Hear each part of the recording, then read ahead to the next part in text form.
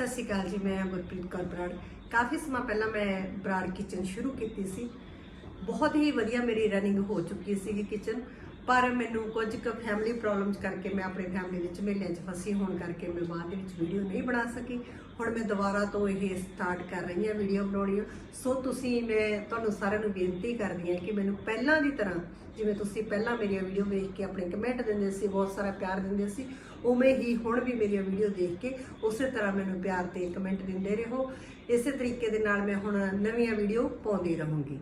Brar kitchen दे विच subscribe जरूर करियो जी। Brar kitchen.